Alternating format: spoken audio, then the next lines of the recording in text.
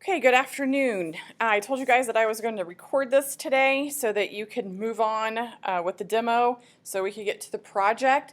So we're going to attempt to walk through this. I'm going to put some pauses in here at appropriate times in hopes that it gives you time to get caught up. Or if you have a question, hopefully your neighbor or someone in class can kind of help you out as well. But the first thing, obviously, that you need to do is open up Adobe Premiere Pro, the program that we started yesterday. You should have saved this file on your flash drive. Remember, I told everyone to create a folder for this project. I called mine Demo 1. Inside of that folder should be the images that we imported in yesterday, along with the audio file, and then the file that you want to open up in Premiere Pro. I named mine Landscapes. Hopefully you guys named it that or something that you recognize as being familiar as the project that we were working on yesterday. The easy way to find this file is that it has a .prproj file extension. So you want to make sure that that is the file that you're opening up once that you get to Premiere Pro. So yesterday we told it we wanted to create a new file. Today you're going to open a file. So we'll pause here to give you some time to make sure you have your flash drive in and that you have this file pulled up.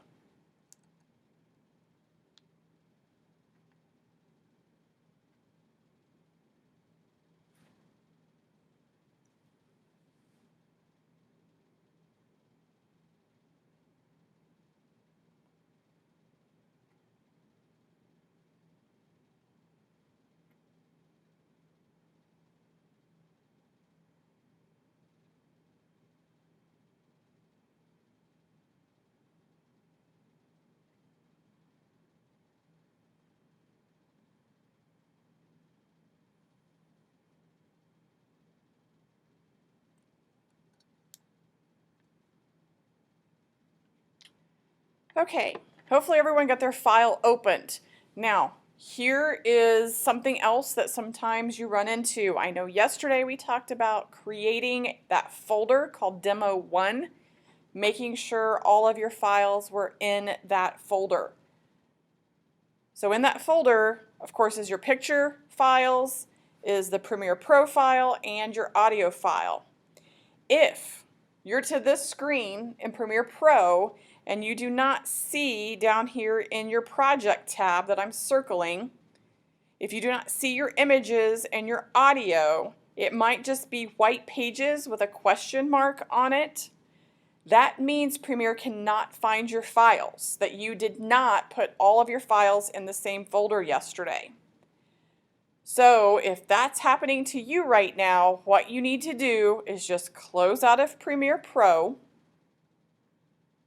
go back to your flash drive, open it up, and make sure that you have a folder where all of these images are located, the audio file that we downloaded yesterday, and then your landscapes.prproj file is all in the same folder on your flash drive. Now, when you get it all moved to the same folder on your flash drive, then open up Premiere Pro again, and then open up your landscapes.prproj file. Once you do that, you should see all of your files. So you should see your audio, your pictures, and you should see the little text graphic that we made yesterday as well. So hopefully everyone is to this point and we can move on. So I have all of the items for my project at this point that I can start my project with. So now we can start moving things over to the timeline and start building our project. And it's a simple drag and drop is what you're going to do to begin with. Now yesterday the text graphic that we made it intentionally for an opening so that there was text describing what this project was going to be about. So I'm going to go down, grab my little title 01 file, which is my text graphic that says looking at different landscapes. I'm going to click and hold and drag and drop it over to the video 1.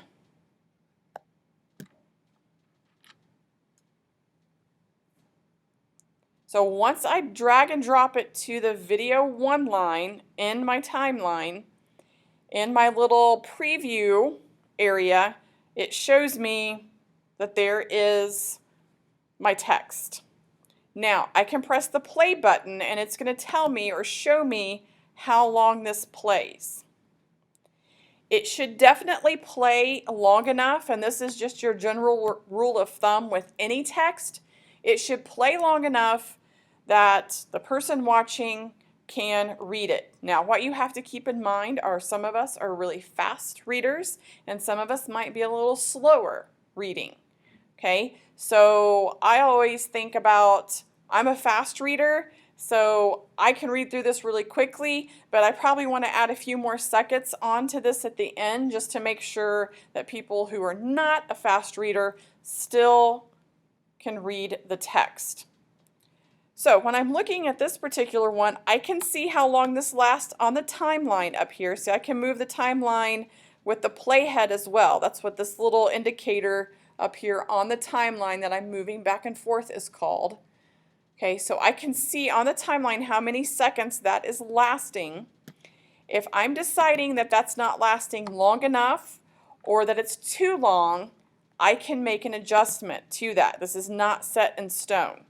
Okay, so if I've decided that I want to make this stay on here longer, what I need to do is basically drag it out. So as I hover my mouse down here on the video 1 line to the edge, I should say the right edge of the title, my little cursor changes. Okay, it's a red arrow pointing to the right. Once I get that cursor, if I click, I can drag this out and make it last as long as I want to make it last. Now obviously, I'm at 40-something seconds here. I would never want this title to last that long.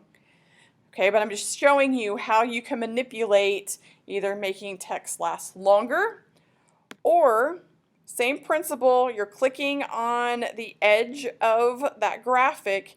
I can also bring it in. Okay, I can bring it in to make it shorter. Okay, so dragging it out to make it longer, bringing it back in to make it shorter. So I can make that adjustment with any text tile that I have made so that the timing is appropriate. Okay, so at this point you need to decide on your project, okay, the length of time that this needs to be in an appropriate length. You do not want your title to be so long that people lose interest right away, but you don't want it to be so short that it just flashes up there without people having a moment to read it. So go ahead and make that adjustment, decide on what's the appropriate level, and then we will move on.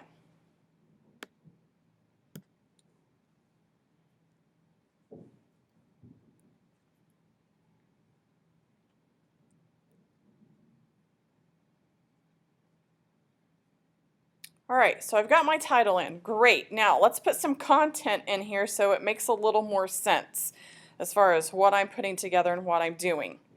Okay. I'm just going to start with the beginning pictures. I'm not going to put them in any other order besides that. Obviously, when you're doing your project, you might have a certain sequence in which you want the pictures to appear, and then you can put those pictures in whatever order that you want. I'm just going to start with this one since we're just demoing. I'm just going to start with the first one and start showing you how to drag and drop each picture over. So I'll start with this first landscape. I'm still on video line 1. Again, by pressing play up in my preview section, okay, I get a feel for how long this is going to stay on the screen. Okay, and I can adjust that according to whether I think it's too long or too short. So at this point, I'm just going to drag and drop these images over onto the timeline in the video 1 slot, just so we can get something built here that we can make into a cohesive project.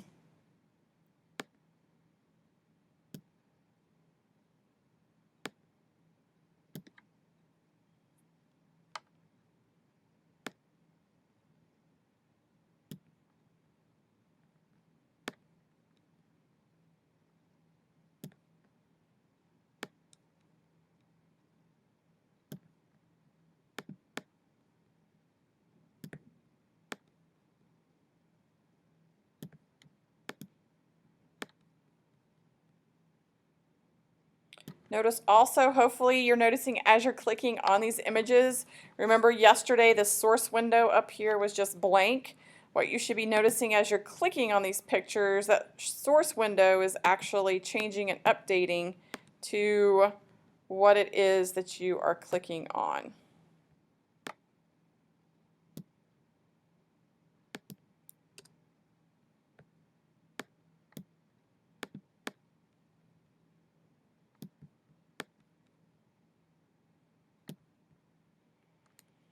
Okay, so I have all of my images out there. Now, I can either press play on my play deck, or, which would be up here, pressing play, and watch the sequence. You know, see if I like the timing, if I feel like I need to make adjustments, get a feel for what it is I'm looking at. Now, I've intentionally here put in a couple of photos that look a little too zoomed in. Okay, right now, so far, everything looks okay. What you don't want to run into is the problem of having a picture too zoomed in or too zoomed out. You want it to basically scale and fit to the size of your frame. Okay, so a couple of these aren't filling the frame. A couple of these are zoomed in too much. Now, thankfully, we don't have to edit these pictures. We have a built-in feature in Premiere Pro that will let us make these type of adjustments. Okay, so I'm going to go ahead and stop the preview, and now I'm going to come down here to the playhead on the actual timeline. Alright, the first picture was fine, second picture okay, third we're good, fourth. Alright, fifth picture. Okay, if this isn't scaling to fit the window, I can see some black edges here, okay, on what I'm doing. So I'm going to come down to the timeline and I'm going to click on that particular video, or picture I should say, on the video 1 timeline, and then I'm going to right mouse click on it because I have some options here. The option I'm looking for is scale to frame size. This way this will scale my picture. What you want to make sure of though when you're scaling these, that you don't lose the quality. Okay, so that one scaled that one down a little bit, which means it can't scale it any bigger. So I'm okay with leaving it, okay, but I should always try to adjust it if I can. Okay. Now, this one looks a little dark, okay, as far as the shading and the coloring of this particular one. Now, there's some things that we can do to try and brighten that up without having to take this into Photoshop and make it brighter. I mean, obviously that's an option, but we're not going to get to Photoshop until second semester. But if you're already familiar with Photoshop, then you know that's something that you can work with. Instead, what I'm going to do to try to correct this a little bit is I'm going to go to my Effects tab down here in the lower left-hand side of my workspace, and I'm going to open up my video effects. Okay, I'm going to go through here and see if there's something that might help the look of this particular picture. Okay, a couple, kind of stand out to me right away. I have a color correction, so I'm going to open up that folder and see what I've got. So I've got a couple things. I have brightness and contrast. I have color balance that I might be able to play around with. Those are probably the two that I'm comfortable with, and thinking that these are things that might actually help. So what I'm going to do is, first of all, I'm going to zoom into my timeline because I feel like I don't have enough space to work on the timeline whenever I'm on these individual pictures. So here's where you can zoom in and zoom out of your timeline. You've got this scroll bar down here at the bottom of the timeline that allows you to scroll back and forth. You also, at the end of these scroll bars, have little squares. Okay, I'm going to click on the square right here. I'm circling it. I'm going to click on the square that is to the very right. Okay, and I'm going to start zooming in.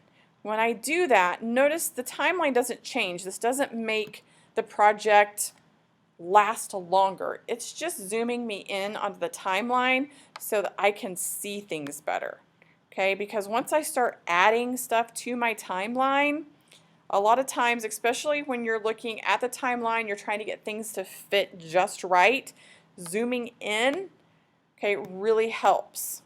Okay, and then obviously, if you wanted to go back where everything was really small, okay, you could just move that back to the right. But I'm going to zoom this in so I feel like I have a little more to look at and it's not so tiny when I'm trying to select things. Because what I want to do with this brightness and contrast over on the Effects tab is I want to click on it and then I want to drag and drop it on this particular picture. Okay, and see if that does enough to correct what I have at this point. Okay, so I move the playhead, I press play. Does that make a change? Okay, I don't see anything significant right now. All right, but I do have some options here. I still have this clip selected. If I go up to the upper left-hand corner of my workspace, right now I'm in my source preview. If I go to the tab that says Effect Controls, it's already picked up that I have added brightness and contrast. Okay, I can see that. I'm circling that right here. So it recognizes that I have added that effect to this. However, if I click on the arrow beside brightness, okay, now I have control at the level of brightness that I want to adjust. Okay, so I can go in myself, and you can work with the contrast. If you know anything about contrast and brightness, usually you can't move one without the other. Usually these two working in unison tends to help with the color of your picture so that it's not changing the look or the feel. You're just actually changing the lighting to some extent. So let's take a few seconds here. You adjust yours according to how you feel it brightens up the picture and gives it kind of a richer look than the darkness that we were seeing before we did this. And this works with any effect that you put in. So many times students get frustrated because they do what we just did. You drag and drop it over and nothing happens. Okay? Well, you need to go into the effects control and take control yourself and start adjusting what Premiere has set up and allowed you to adjust. Okay? Because they're trying to give you the control here instead of them taking control over it. Okay, so make the appropriate adjustments to give it a little lighter color.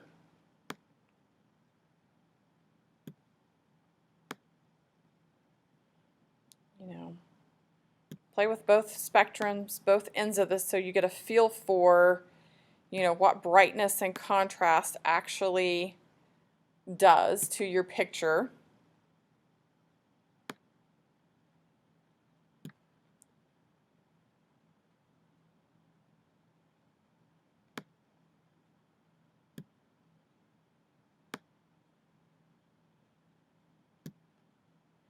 And then when you have it set where you think the picture looks a lot better than the original, then obviously you don't have to mess with the adjustments any longer.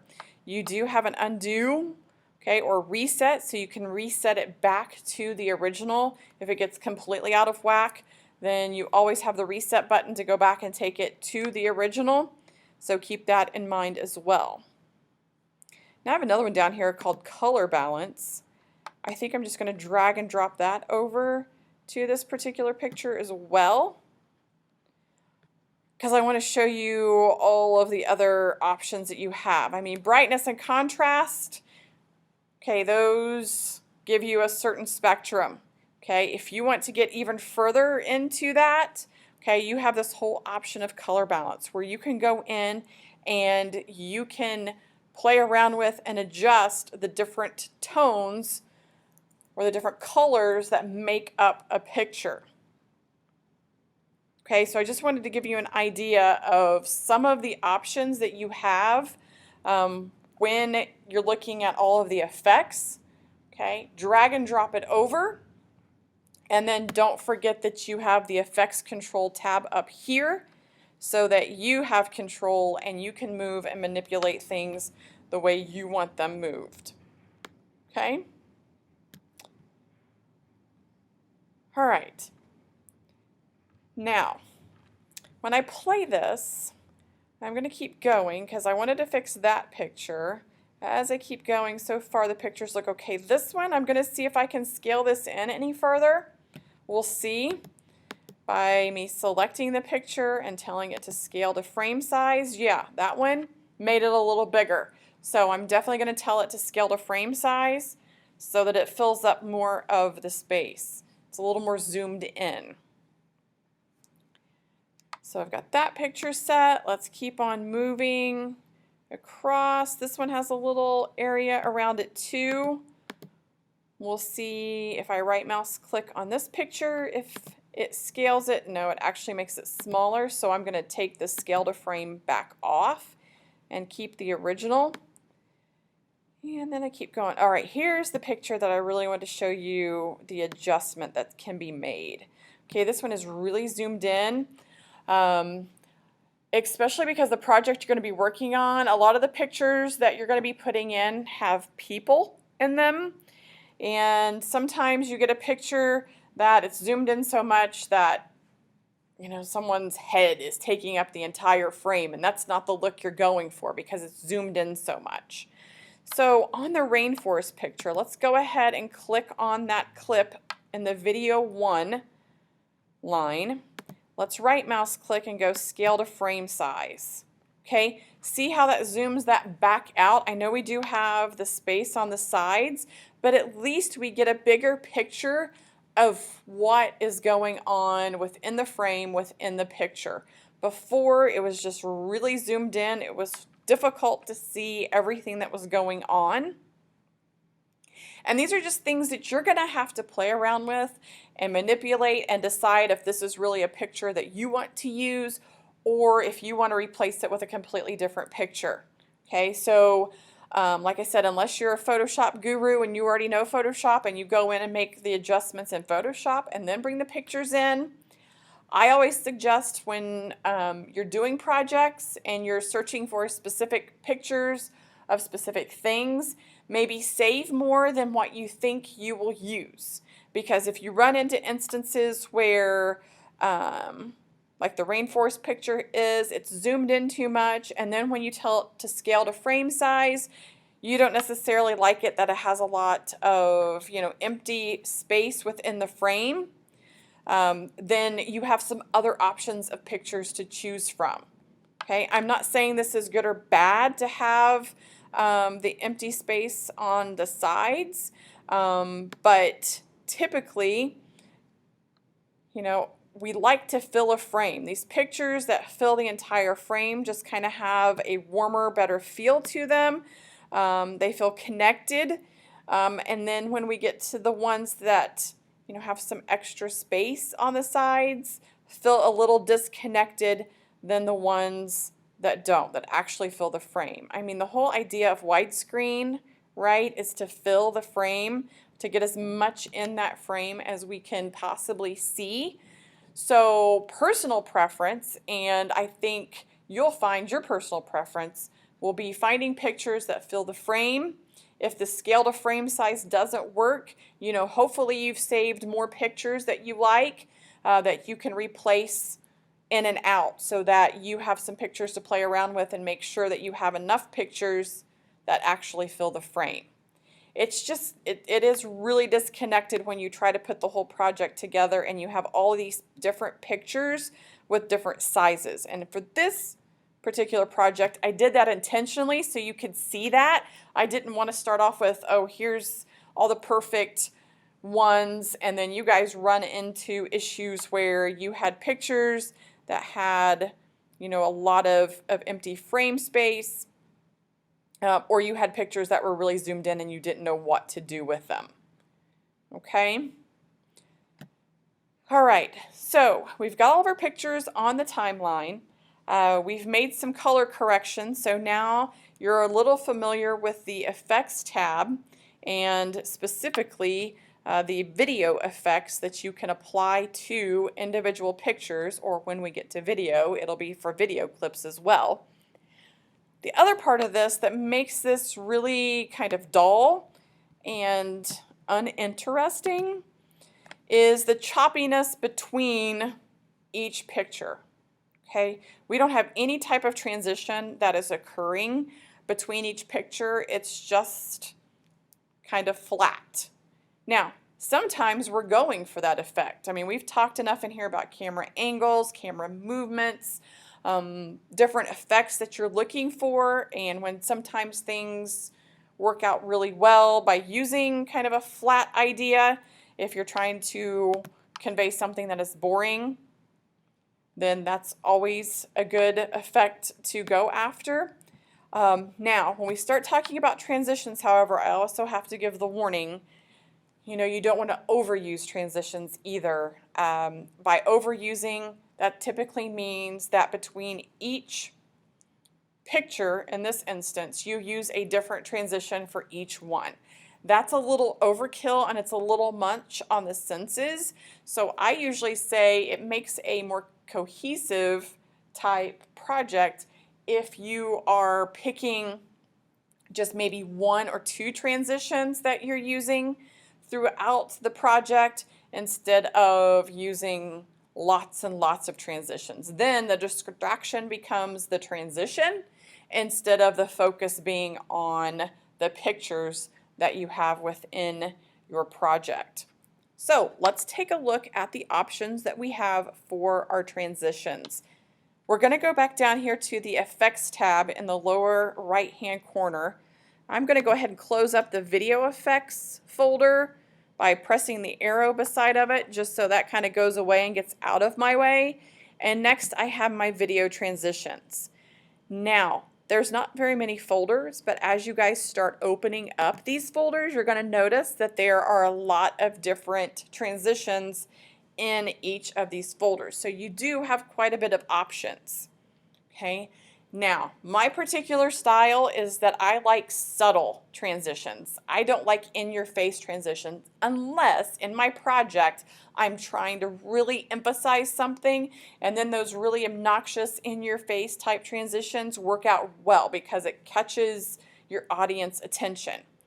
Okay, but for the most part, you do not want the transition to be what the audience is looking at. The transition should just try to make the project smoother without it feeling choppy, because it's just boom, moving, boom, moving, boom to the next picture.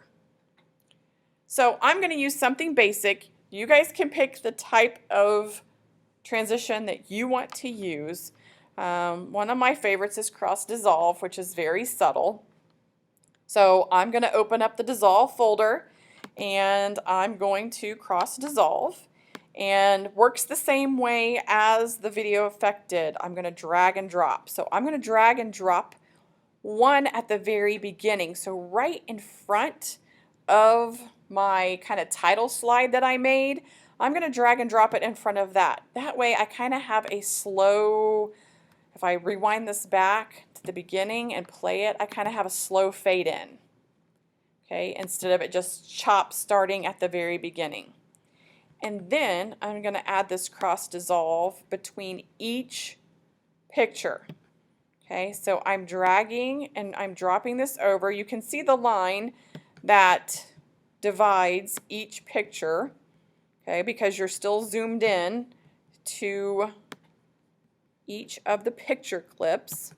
And I'm just centering this perfectly on that line so that the timing, okay, happens evenly. Now, you can place it, like I'm doing right now, you can place it so that the transition happens at the end of the picture before it starts another picture. Again, it depends on the effect that you're going for. Or, notice if I drag it, I can drag it so the transition actually doesn't start until the next picture begins. If I put it in the middle, like I'm doing right now, okay, it's evenly distributing that. So it's dissolving or cross-dissolving in and out as it's transitioning between the pictures. Again, this is a personal preference. It is also a way to kind of control whatever mood or effect that you're going for within your project. So we're just going to go through here and continue to drag and drop in between all of these pictures.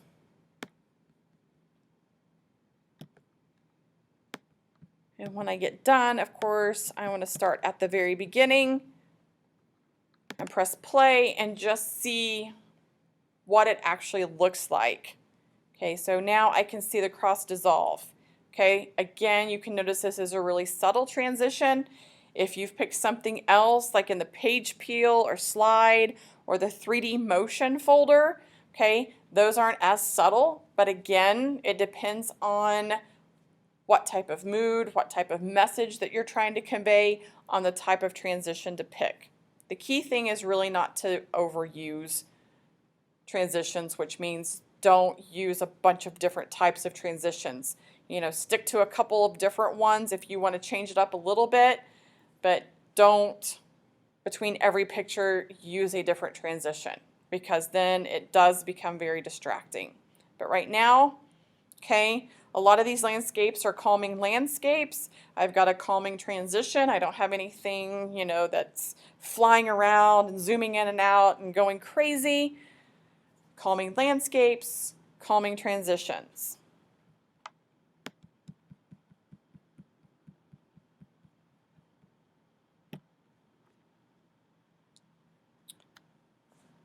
Okay, let's talk about pictures, audio that you get off of the internet.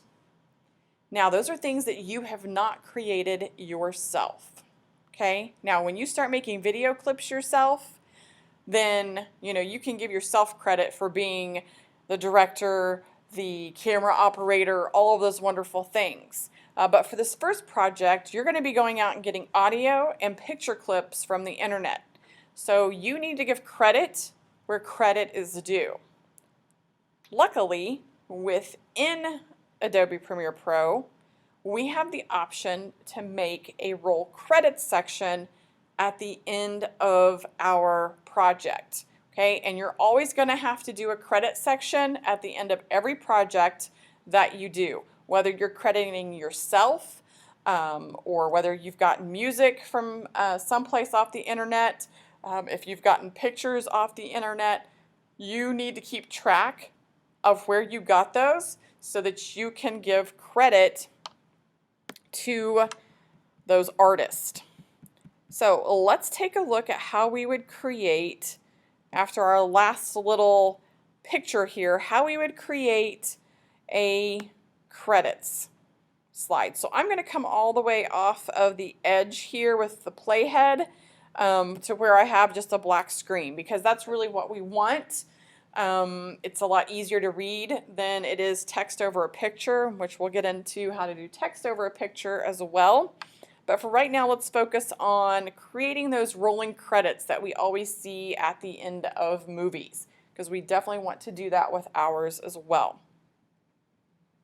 All right, we're going to go up to title on the menu bar. We're going to go to new title. Of course, this is where we went yesterday when we created our little title slide that was our text with a graphic. But this time, I'm going to go to default roll, because obviously there needs to be an animation component to this because it's rolling credits, right? So we're moving, the credits are moving up and rolling through as they are showing. So we can go ahead and click OK. It names it Title 2, which we're completely fine with. Unless you want to get really specific and name it, you can. All right, once again, we're back to where we were yesterday when we were creating that text slide that we used for the very beginning of our project to introduce it. So again, I'm going to pick a font. You want to make sure that you pick something that can be easily read. And of course, just like we talked about yesterday, you have options to change the background color. You have options over here on the right side to change font color, the gradient on it, the size up here at the top. Over here on the left-hand side, you have the options to make the text horizontal, or if you wanted to add a shape within here. So everything still applies even when you're working with a roll credit kind of title slide. Instead of just having the default still where it doesn't move, you still have the same options when you're designing it. Okay, so I'm just going to quickly type in a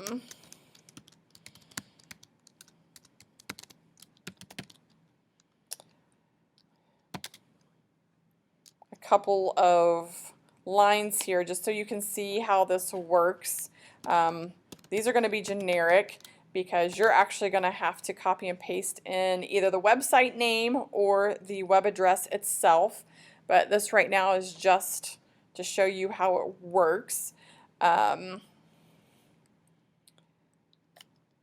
So there's my images. I'm going to say audio.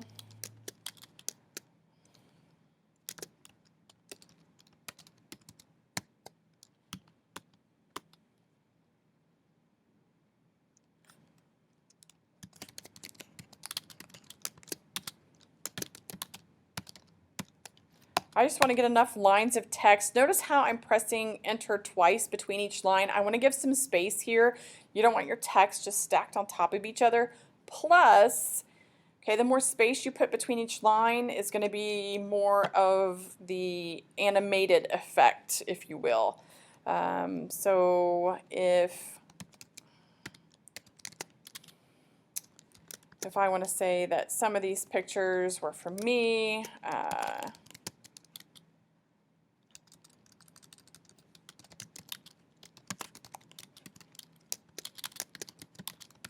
at this point, I'm just putting in filler text, so I have something to go by. Now, I don't have a lot of text right now. When you guys start creating these projects, you're probably going to have a lot of text that you're going to have to give credit where credit is due. But for this example, we're not going to spend a lot of time putting in a lot of different information. So what I want to show you is that I'm going to be putting in quite a bit of space. You're going to think this is obnoxious at first, and you're going to be like, why is she doing this? It's not even on the screen. Okay, well, that's the point. A roll credit okay, rolls through it. If I fit everything at the beginning screen, we're not going to have the roll effect. Okay, but if I sit here and put in,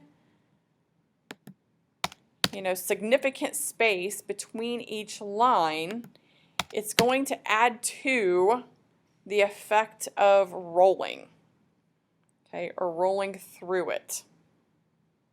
Okay, so I'm going to set it up like that, and I'm going to close out of my little title window here. So it takes me back to my workspace area. Of course, when I go to the Project tab down here in the lower left-hand corner, oh, there I see it. I see my rolling credits slide. Okay, I'm going to drag and drop that over. So that is where I'm going to end. Now that I've added another picture, I also need to add a transition. So I'm going to go back to that Effects tab, and I'm going to go back and use the same one I used before. So you use whatever you picked for your project. I'm going to go back to that cross dissolve that I used, and I'm going to place that with between the last picture and my roll credits. Now, while I'm here, I'm going to do something else, okay? Your audience needs a way to know that your film is over, okay? And we have been trained, okay, by years of watching movies and Netflix shows and everything else, that when it fades to black, okay, we know the movie's over. Well, I guess unless you're a Marvel movie, but really they put that in between the credits, so we still know that fade to black means movie is over. So we're going to do that same transition with our project as well. You will see that in the Dissolve folder of our video transitions, we have a dip to black, which is basically a fade to black. Okay, I'm going to click and drag that to the very end of my roll credits, okay, so that it dips to black, hence, oh, audience knows project is over. So I'm going to just start my playhead, you know, with the last couple of pictures. We don't have to watch this whole thing again to get the effect of the roll credits and the dip to black that we've put in. But we definitely want to watch it so we can see the effect that it has and see what it's doing. So we're going to back up a couple of pictures on the timeline. We're going to press play, watch our couple of pictures, and then see what we've got going on with our roll credits. Now do you understand why, ooh, and there was our nice dip to black, so we know it is over. So did you notice, because I put all of that space in between, I'm going to back up here and kind of play the credits over again. I put all of that space, that gives it the rolling effect, okay, and that's what you want. So don't try to jam-pack everything together to fit within the frame and the safe area and all of that good stuff when you're doing roll credits. You want to put quite a bit of space so that, and the more space that you put between each line, the slower your credits are going to roll, okay? If you don't put a lot of space between them, they're going to go really fast and you won't even be able to read them, okay? The point of having credits is to be able to read them, so we want to do that. So we want to make sure that we put in enough space between each line of whomever we're giving credit to so that it goes slow enough that everybody can read. With any of these projects, okay, the rule of thumb about text in general, whether it's roll credits, whether it is a title slide, or whether it is text over a picture, the number one rule of thumb when dealing with text is make sure that it can be read, okay? And you, as the editor, can make sure that that happens by a couple of things. You can make sure that the text is large enough, that it is a font that can be read, that it is a color that is easy to read, okay? Just think about this slide right here, our roll credits, okay? If we kept the black background and we had a really dark red for our text color, that would be very difficult to read. You always want to pick contrasting colors. So if you have a dark background, you want to pick a light color. And that works, of course, vice versa. If you have a light background, you want to pick a dark color for the text. Okay, general rule of thumb. Okay, and then when it comes to speed and you controlling the speed of text, you want to make sure that the text is up and available for the audience to read. Okay, and again, going back to that rule where just because you're a fast reader doesn't mean that everyone is a fast reader. So you need to make sure that you have it at a speed in which people can read. And like this one here, okay, this is going slow enough because I put space between each section that the audience can actually read it. Okay, I've been guessing my time here, and as long as Mrs. Hearn hasn't had to stop this or pause this because of a bunch of chaos or problems that people had, I'm going to guesstimate right now that this should be about enough time. Tomorrow, when we come in, we got a couple more things that I want to show you. We still obviously have to add the audio, so we want to look at the audio. How we can adjust audio. I also want to show you how you can put text on the pictures.